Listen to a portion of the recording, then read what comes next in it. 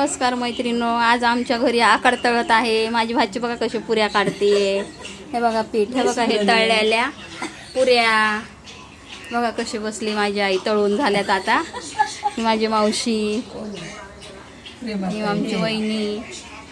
हे कर लवकर सुंदरा, पटापट कर. बोल की जरा, नको त्या टायमाला लय बडबड बडबड करती. बोल जरा. मी पुऱ्या करते म्हणा. सांग काय बनवते. मी पुऱ्या करते. कसल्या पुऱ्या आता.